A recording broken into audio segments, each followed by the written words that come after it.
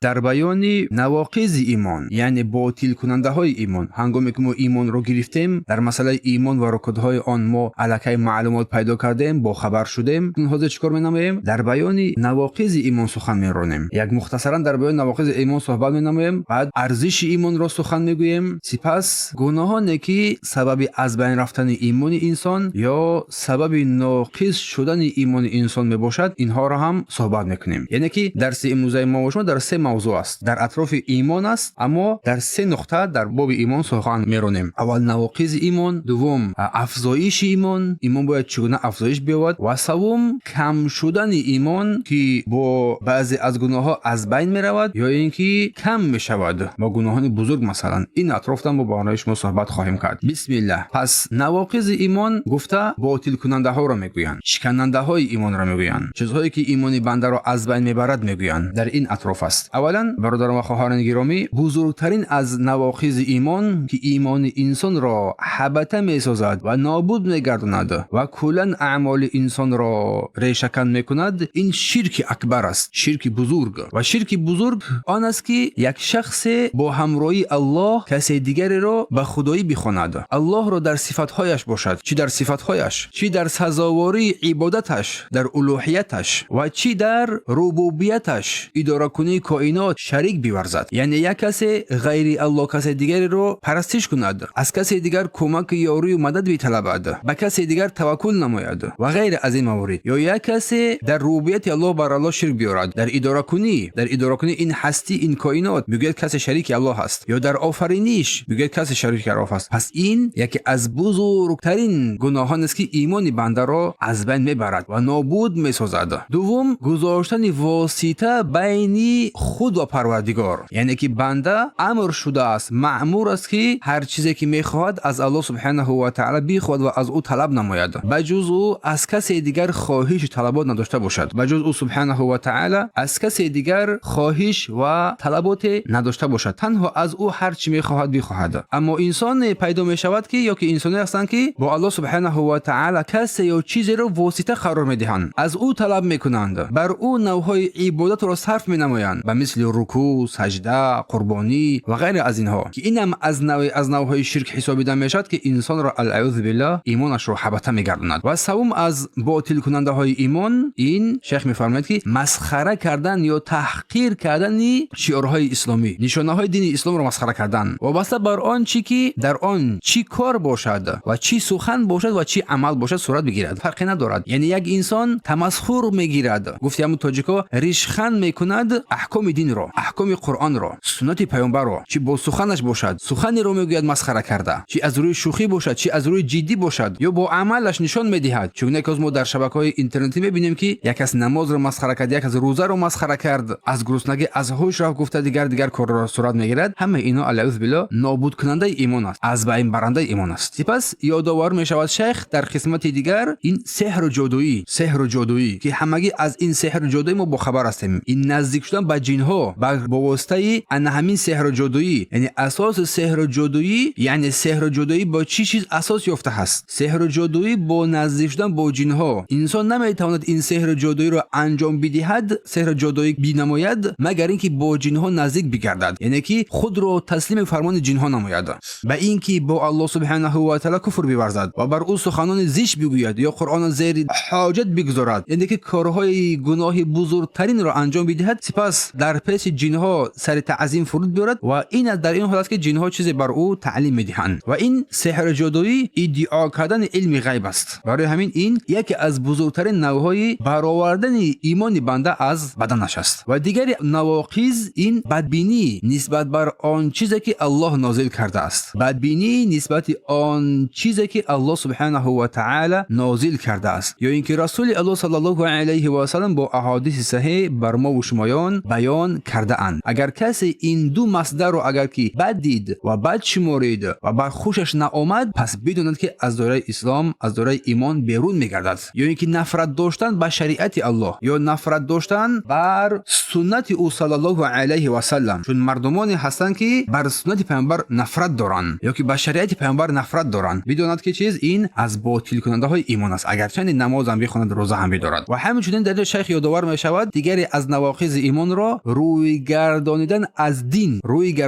دین، اطاعت فرمانبرداری الله را کلا ترک کردن و بر آنچه که این دین اساس یافته است آن را ترک نمودن، و مثل لا اله الا الله، با مثل نماز. پس روی گرداندن از دین کلا این از نواقض ایمان است، یا اینکه به بعضی از آن چیز از شریعت اسلامی، اساسهای اسلامی که بدون این دین شدن نمیتواند، مثل نماز. و همچنین برتر دانستن غیر شریعت الله از شریعت الله را دیدار، یعنی مردمانی هستند که غیر شریعت الله را از شریعت الله یا که از شریعتی که رسول الله آورده است بهتر نیکوتر میشمارند، و مثل این قانون‌هایی که به شریعت ساخته است اینها را از شریعت الله بالا بداند. اگر کسی یا که خوب بشمارد یا که نیکو بشمارد یا که افضل بشمارد یا که با شریعت الله برابر بشمارد، بدون که از دایره اسلام بیرون شده است. و اعتقاد بر آن که شریعت الله مناسب این زمان است، اگر هر کس این اعتقاد را نمود پس بداند که چیز الکی و ایمان خود را از دست داده است. و همچنین دیگری از نواقض ایمان که در اینجا شیخ میفرماید باور نمودن به آنچه که اولیا میتوانند انجام بدهند، و اینکه اولیا یا که بعضی از مردم میتوانند از شریعت پیامبر بیرون شوند، و این معنی که یعنی برای آنها جایز و روا است که آنها از شریعت الله پیروی نکنند. و مثل صوفی ها مثلا که اگر آنها به یک مرتبه برسند دیگر برای آنها شریعت الله از دوش آنها برداشته می شود، دیگر نه اطاعت فرمانبرداری از پیامبر است نه از کسی دیگر است. برای آنها دیگر هر حرام حلال میگردد، هر حلال حرام میگردد. کسی اگر این گونه اعتقادها را داشته باشد، یکی باور داشته باشد که از شریعت پیامبر برآمدن جایز است برایش، پس وی از دایره ایمان خارج میگردد. و همچنین در اینجا قسمت آخری که شیخ ذکر یادآوری می‌نماید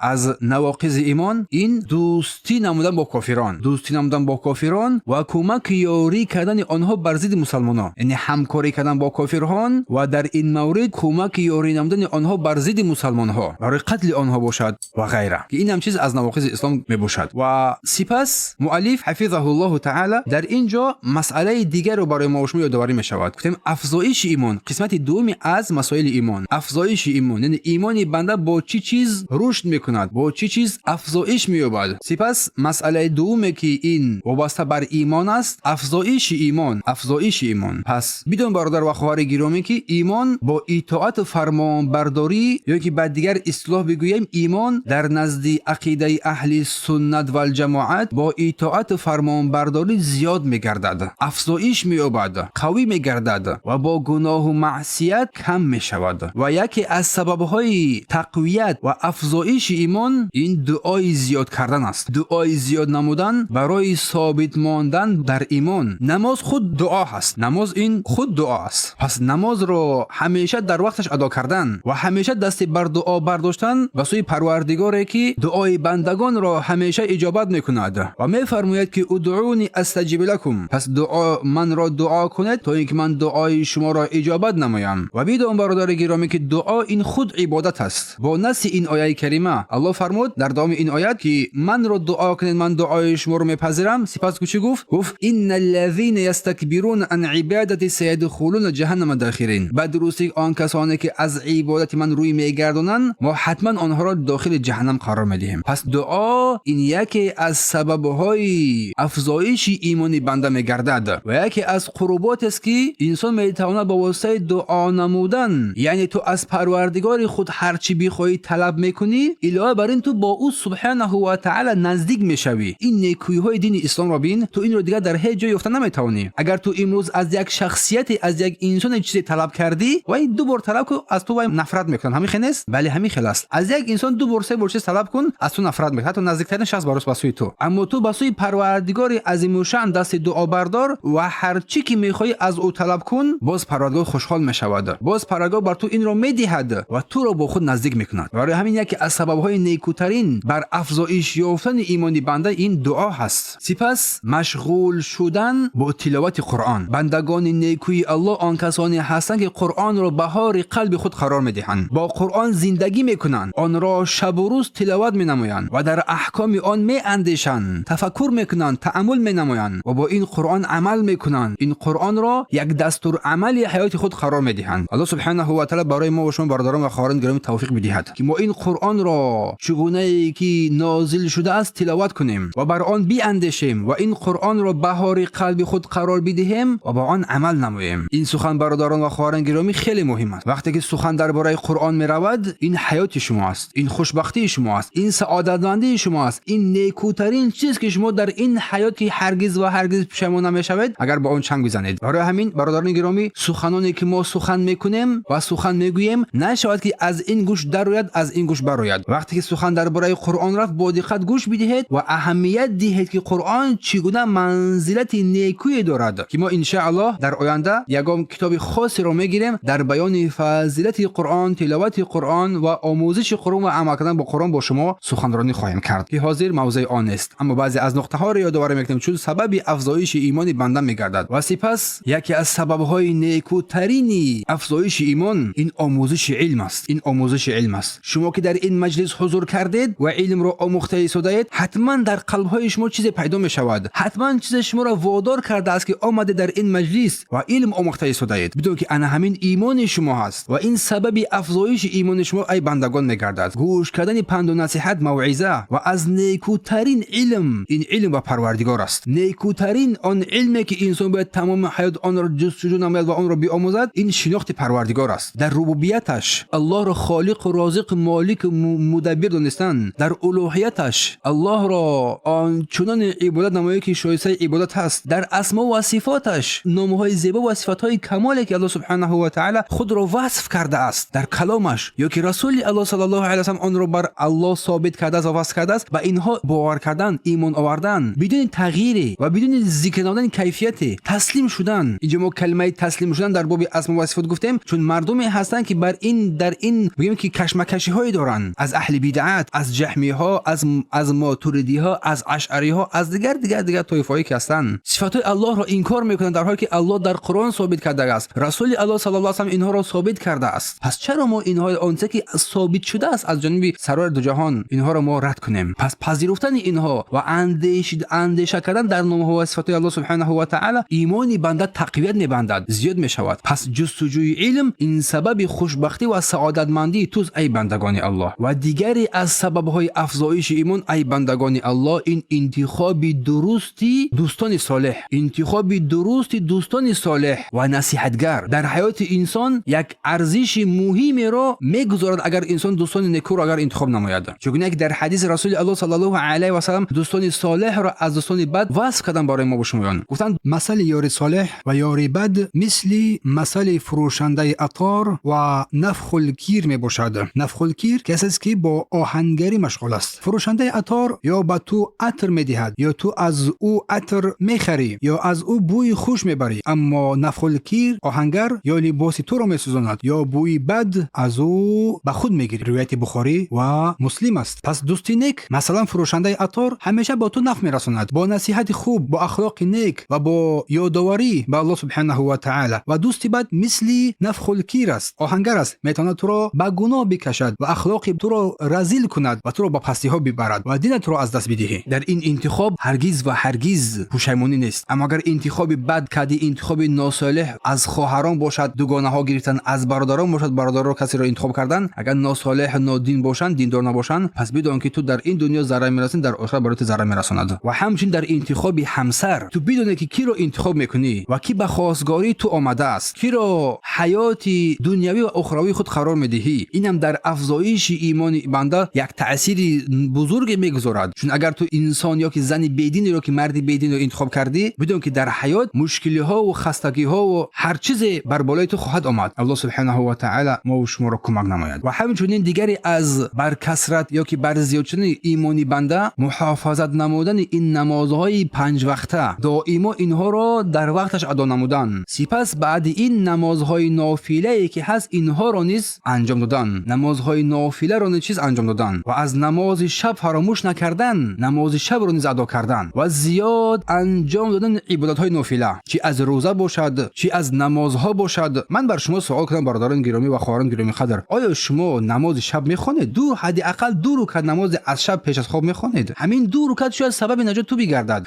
شاید سبب هدایت تو بگردد. پس این رو هرگز ترک نکن. روزه های دوشنبه و پنجشنبه را هرگز ترک ننما. روزه های ایام البید که امروز سوال کرده شده بود، روزهای 13 14 و 15 هر ماه، یا که از این در توانایی بیشتر داری پس یک روزه داوود رو بگیر، یک روز بخور یا یک روز روزدار باش. ایمان خود رو تقویت نما. تو چی دونی که فردا به سر تو چی میخواهد آمد؟ شاید مرگ فردا به سراغ ما و شما بیاید. پس زیاد انجام دادن عبادت های نافله و همیشه ای برادر و خواهر گرامی تلاش نما که توبه و استغفار استغفار رو همیشه و همیشه بنمایی و ذکر یاد پروردگار رو بر زبان خود همیشه معطر بسازی. دهان خود رو با ذکر یاد پروردگار و با استغفار و توبه زیبا بگردانی، خوشبوی بسازی. و همچنین عیادت بیمار و اشتراک نمودن در جنازه ها برای مردها و زیارت قبرها. به درستی که زیارت قبرها بر انسان یادآوری مرگ رو می‌آورد. اگر انسان از این که روز از روزها مرگ به سراغ او میآید، اگر این را یادآور شد، باشد که انسان از بسیاری از گناه‌ها به سوی پروردگار توبه نماید، باشد که بنده نیکوکار الله قرار بگیرد. برای همین همیشه یاد مرگ را فراموش نکنید. هر لحظه میتواند مرگ به سراغ ما و شما بیاید. پروردگار ما را با ایمان زنده بدار و با ایمان بمیران. و قسمت سوم از مسائل ایمان، دوری کردن خود از گناهان بزرگ. دوری کردن خود از گناهان بزرگ که سبب کم شدن یا که ایمان بنده میگردد. اینجا در این قسمت سوم آن عملهایی که سبب کم شدن ایمان بنده میگردد صحبت میکنیم. اولا شرک اصغر، شرک خرد، به مانند ریاکاری کردن در اعمال خود، چه در نماز باشد چه در دیگر اعمالها باشد، نشان دادن عبادت با دیگران، یا اینکه آویزان کردن خرافات ها به مثل تومار و نمیدونم موره چشمی میگویند، اینها سبب نابود شدن اعمال بنده میگردد، اعمال نیکی بنده. اگر اعمال نیکی بنده از بین رفت، پس ایمان بنده ضعیف میگردد. یا اینکه تشاؤم میگویند، فال بد دیدن، و این معنی که در آسمان در بالای خانه اگر زاغ قرقر کرد میگویند کسی میمیرد، یا که پیشک به پیش انسان گذشت میگویند که کارم برار نمیگیرد و غیره. این چیزها خیلی زیاد است. هیچ کس هیچ چیزی از این چیزهای ذکر شده یا که ما در فکر اندیشه ها داریم که از بابایان خود اینو میراث بردیم اساس ندارن، حقیقت ندارن، بلکه اینا از مسائل شرک حساب میشوند که اعمال انسان را حبط میسازد. و قسم خوردن به غیر الله، قسم خوردن به غیر الله این شرک است. چون رسول الله گفتن من حلف بغیر الله فقط کفر او اشرک. اگر کسی که به غیر الله قسم میخورد یا کفر شده است یا شرک ورده است. همچنین حقوق والدین، حقوق والدین میگویند قطع نمودن صله رحم، صله رحم خویش و تباری، و از بزرگترین اینها قطع صله رحم به والدین از بزرگترین گناهان حسابیده می شود. سپس به خویشاوندان و کسانی که هستند نزدیک پایین رفتن. و دیگری از گناهان بزرگ این کشتن خود است، کشتن نفس خود، به هلاکت رساندن نفس خود به هر نوعی که باشد، یا قتل آدمان بیگناه از مسلمانان، یا کسانی که بر آنها امانت داده شده است، امانی داده شده است، یا کسانی که با آنها عهد پیمان شده است از یهودی ها، نصارا، از اهل کتاب. کشتن آنها قطعا جایز نیست و روا نیست، از بزرگترین گناهان حسابیده می شود. و در مورد اول که کشتن خود جایز است، الله میفرماید که ولا تقتلوا انفسکم، ای مردم شما نفسهای خود را به هلاکت نرسانید، ان الله کان بكم رحیم، به درستی که الله بر شما مهربان است. و در مورد کشتن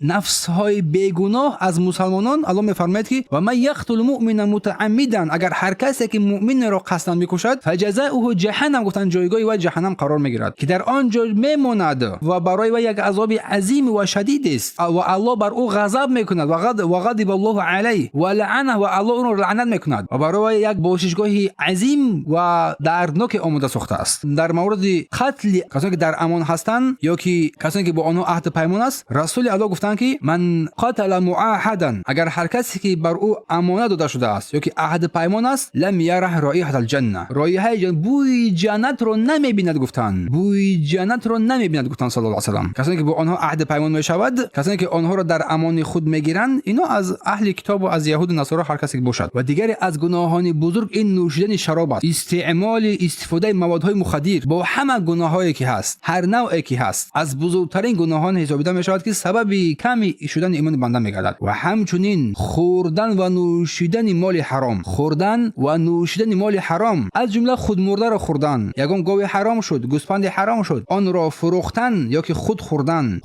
خونی که از گردن حیوان پرد هنگام ذبح آن، گوشت خوک، حیوان‌هایی که خودمرده هستند، و هر حیوان و چرپایی که خوردن آن را شریعت حرام قرار داده است، و هر حیوانی که به غیر نام الله ذبح می شود یا هر حیوانی که به نام الله ذبح نمی شود، و هر گونه نجاست‌ها و پلیدی‌ها و چیزهای ضررآور همچنین سبب کم گشتن ایمان تو بنده میگردد. پس مراقب ایمان خود باش. و همچنین سودخوری، ریباخوری، این ریباخوری، سودخوری، این افضلیت دادن در معاملات پولی می باشد. یعنی که تو بر کسی یک مقدار مال قرض میدهی، در عوض آن یک مقدار، در عوض برگرداندن مال تو باز یک مقدار مال معین دیگری بر تو زیادتی میگرداند. این را سودخوری میگویند. افضلیت در مال با تأخیر پرداخت مال، با گرفتن سود یک فایده در عوض آن قرضی که تو بر آن دادی، تمام نوع‌های اشخاص حرام است. چی از بانک ها گرفته می شود، چی کسی بر تو میدهد این را در عوض یک مقدار مقدار مال یا یک مقدار چیزی، پس بدون که این سودخوری است و سودخوری عاقبتش بد است. و سودخوران الله در سوره بقره میفرماید که اینا با الله مبارزه کردند، اینا با الله جنگ اعلان کردند. و احل الله البیع و حرم الربا، الله سبحانه و تعالی خرید و فروش را حلال قرار داد اما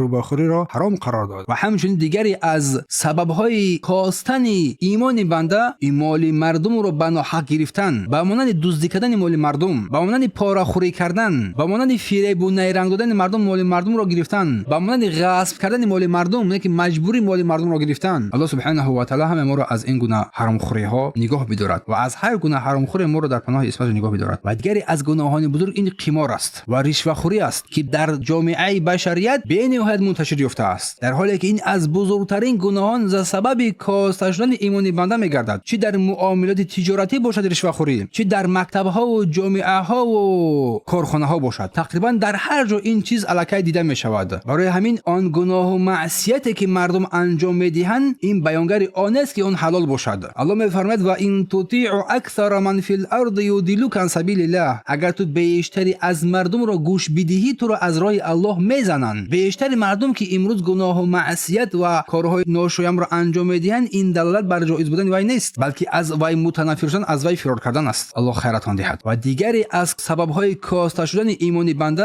ظلم و ستم به هر شکل و نوعی که قرار میگیرد، با سخن باشد با عمل باشد. بعضی از مردم با سخن قلب‌های مردم را یره‌دار میکنند، بعضی از مردم با عمل قلب‌های مردم را یره‌دار میکنند. نو باسته از اینکه گمان نمیبرند که وی انسان میرنجد یا که نمیرنجد سخن برآمدن میگیرد. نباید انسان در انجام رنجاندن دیگر انسان‌ها به اهمیت باشد. و دیگری از سخن‌ها این تهمت به بیگانگان، بر یک کس تهمت زدن، بر یک کس سخن‌های گفتن که وی شایسته آن نیست. نباید شخص مسلمان تهمت زننده باشد یا که تهمت زدن و عیبدار کردن این کسی بر چیزی که وی اصلا آن کار نکرده است. تهمت این یک از بزرگترین گناهان است. و همچنین غیبت کردن، نشستن و دیگران را غیبت نمودن یا که لعنت فرستانیدن، به غیر حق لعنت کردن یا که دشنام دادن که بیشتری از مردم چی مرد و زن زبانهای آنها العوذ بالله زهرآلود شده است. دشنام برای آنها یک امر عادی شده است با تمام نوعهایی که باشد. و همچنین که این خاص زنها است، نوحه زدن در بالای مردگان، داد و فیغان کردن در بالای مردگان، گریبان کنی کردن و غیره، بدون که همه این گناهان کبیره حسابیده می شود و سبب کاسته شدن و پسند ایمان بنده می گردد. و دیگری از گناهان بزرگ این دروغگویی، خیانت، شهادت بر دروغ دادن، قسم بر دروغ خوردن و قسم بر دروغ خوردن و حق دیگران را خوردن، تکبری ورزیدن، منت گذاری کردن و آزار دادن مردم، کینه ورزی کردن، حسد خوردن و گمان بد کردن نسبت مردم. دقت دهید اینا بزرگترین گناهان هستند که ما در بیان گناهان بزرگ توان خاصی هستند که در این مورد ان شاء الله همه این را با دلیل با شما صحبت میکنیم باذن الله تعالی در آینده. اولا این کتاب رو ما با اتمام برسونیم، کتابی که کبائر است، گناهان بزرگ است، با همراهی شمایان سخنرانی خواهیم کرد که مردم امروز العیاذ بالله دیگر ترس الله در قلب آنها نمانده است. هر سخنی رو، هر چیزی رو، هر گپی رو میگویند، دروغ میگویند، خیانت میکنند، شهادت بر دروغ میدهند، قسم بر دروغ میخورند، تکبر هستند، کبر و غرور دارند، منت گذاری میکنند بر آنچه که دادند، آزار میدهند، کینه ورزی میکنند، حسد میخورند و گمان بد نسبت مردم میدهند. برادر و خواهر گرامی، در این مجلسی که تو امروز قرار داری تنها این نشد که از این گوش بی گوش نمایی و از این گوش برآید. این مسائل رو خوب دقت بده و سپس شب 2 رکعت نماز بخوان با سوی پروردگار از همه این گناهانی که ما ذکر کرده شدیم با سوی پروردگار توبه نما، پرهیزگاری کن، دعا نما که پروردگار تو رو از این گناه و معصیت پاکیزه نماید. و اگر چیزی از این گناهان اگر در قلب ما قرار داشته باشد ما با این حال بمیریم، پناه به سوی الله. اول خود رو نصیحت میکنم، سپس بر شما برادران و خواهران گرامی پند میدهم حالا که ما فرصت داریم قلب‌های خود رو از همه این گناه پلیدی‌ها پاکیزه بسازیم، با قلبی سالم به نزد پروردگار روبرو بشویم. و چیز ما رو وادار می‌سازد که ما این گناه اخلاق رذیله، این گناه اخلاق بد، پلید و این گناه گناهان رو در قلب‌های خود، در ذهن خود داشته باشیم. چیز آیا دوست نداری که پاکیزه باشی؟ آیا دوست نداری که از نیکوترین مردم باشی؟ آیا دوست نداری که با پروردگار نزدیک باشی؟ آیا دوست نداری که الله سبحانه و تعالی تو را دوست بدارد و تو را از نیکوترین مردم قرار بدهد و تو را آن جنت‌هایی که پهنای آنها آسمان‌ها و زمین است از این اهل قرار بدهد؟ آیا این رو دوست نداری؟ البته که شاید بگویی دوست می‌دارم، پس عمل بکن. از این بابت از این روز، از این ساعت و این شب طهارت کامل بگیر، لباست رو پاکیزه نما، 2 رکعت نماز بخوان و بگو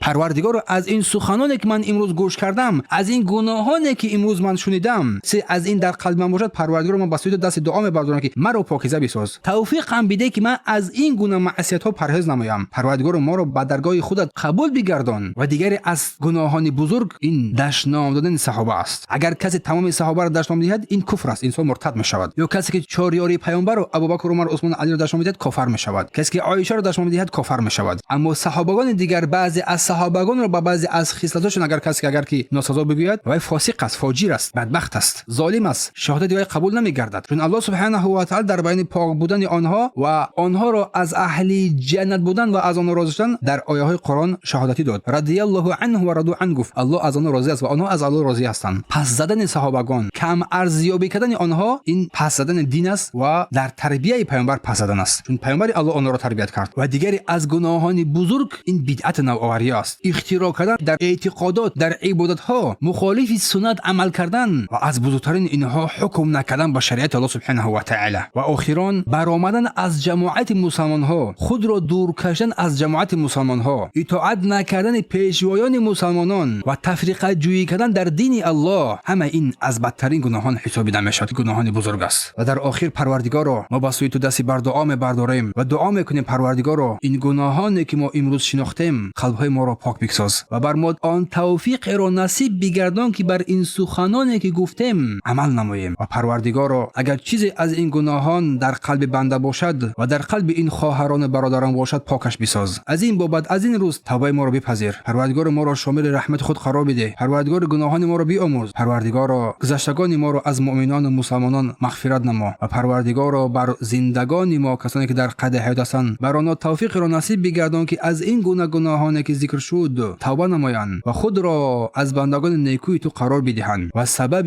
نیکومندی دیگران هم بگردند. سبحانك اللهم و بحمدک، اشهد ان لا اله الا انت، استغفرک و اتوب الیه. اگر سوالی باشد مرحمت برادران و خواهران، ما با سوالای شما حتما جواب میگردانیم.